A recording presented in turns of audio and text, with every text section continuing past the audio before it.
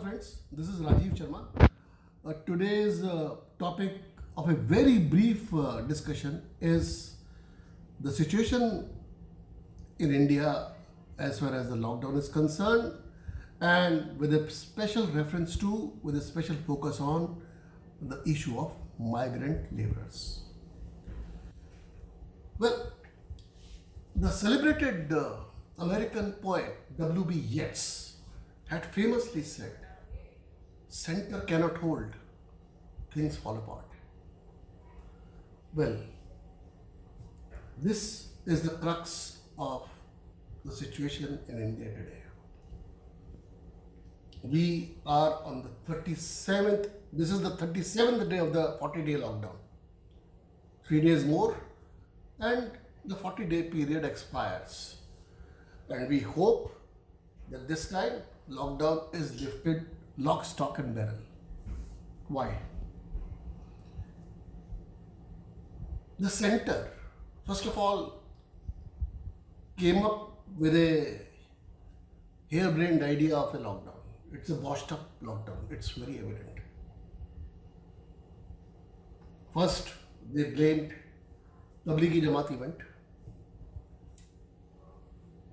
To some extent correct, but Tablighi Jamaat event in Markaz Nizamuddin and South Delhi's Nizamuddin Mosque is an annual event which is being held for years and years, for decades, under the auspices of Ministries of Home Affairs and External Affairs. Very close coordination. Now, the center did not realize, did not anticipate the problems which are going to crop up vis-a-vis migrant workers, migrant laborers. And there are not a few hundred or a few lakh. There are 10 crore, 100 million migrant laborers in India.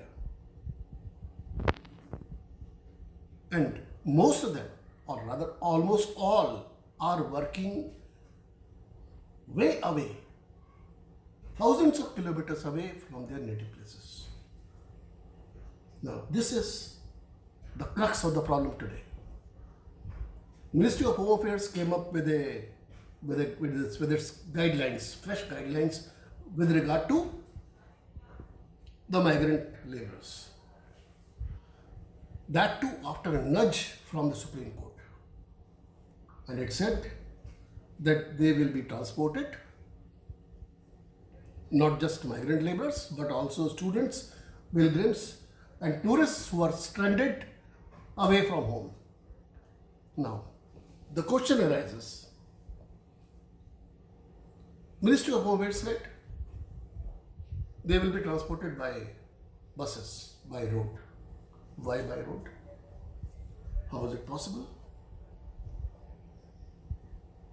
Say, in Punjab alone, there are 1 million migrant workers. And Punjab has its migrant workers mostly from Bihar and UP. For example, just see the distance between Ludhiana and Bhagalpur in Bihar. This is over 1600 kilometers. By bus, the journey will take 30 hours. More importantly, how many people you can put into a bus? How many buses will be required? How can you maintain social distancing norms when you put people in a bus? Say, in a 60-seater bus, can you afford financially, forget financially, even logistically, can you respect social distance norms during the 30-hour journey? Can you put one person in one row? By that logic, you will be transporting only 15 or 20 people in one bus. And how do you transport 1 million people from Punjab, from Punjab to Bihar or UP? Another problem. MHA said that, well, all these people, they should be congregated, they should be sanitized, the bus should be sanitized, and once they reach their destination, there they should be sanitized and they should be quarantined. Come on.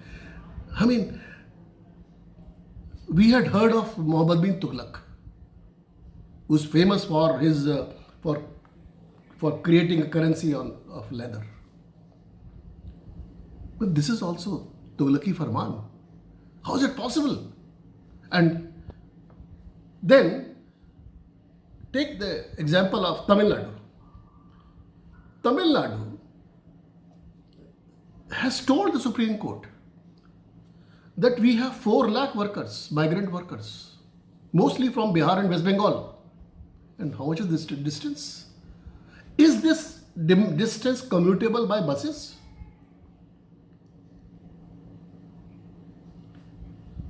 Now, today, the Cabinet Secretary held a virtual meeting with the states' representatives. Whatever I am saying, all these things were told to the Cabinet Secretary by the state representatives. In fact, Bihar Deputy Chief Minister Sushil Modi, who is from the BJP, the ruling party of the center, he has demanded special migrant workers trains. And come on, I mean, it's like this, that it is just a redux of the Pulwama situation in a way. It was MHA's harebrained idea to transport thousands of Jawans by road instead of picking them up by air, for whatever reasons. Now, the states have categorically told, Sushil Modi has, for example, said that he has demanded special trains. Now, let me come to the final part. If special trains, obviously, for distances over 1,000 kilometers, 1,500 kilometers, 2,000 kilometers, 2,500 kilometers, buses are no solutions. You have to have trains running. But to have the trains running, you have to open the lockdown. This is a very intricate, interrelated logistical issues. Now, the Supreme Court, after the Supreme Court nudge, the MHA comes up with the guidelines on 29th of April. Today, the 30th of April, the states start the exodus also. Rajasthan, for example. Rajasthan has transported, say, some over, I think 36,000 workers, migrant workers or something today.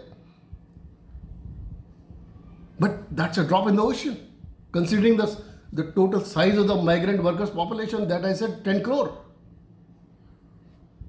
So the question is, couldn't MHA have held back its horses for 3 more days, 4 more days? And then, even if it couldn't, in view of this is a matter involved in the Supreme Court, even if it couldn't, it could have told the Supreme Court, okay, from May 4th, we will do this. Is MHA so inept that they do not know that such a vast number of people cannot be transported to such long distances by buses? That too under a state of complete lockdown. That too where states like Punjab, they have extended the lockdown by another 15 days, and there the lockdown is going to end only on 18th of May. So, friends, this is a poser that this lockdown, okay, now it is botched up. At least now, for heaven's sake, let there be some clarity. You cannot, India being such a vast country, with so many different states, each state having its own problems, unique problems. So, it will be a good idea to start the public transport, including the railways, from May 4th. That's my take.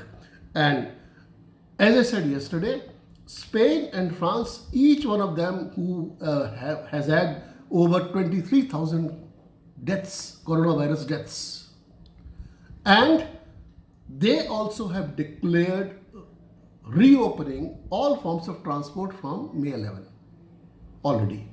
Though they have, Spain has over 236,000 coronavirus cases, and France has somewhere around 170,000 coronavirus cases.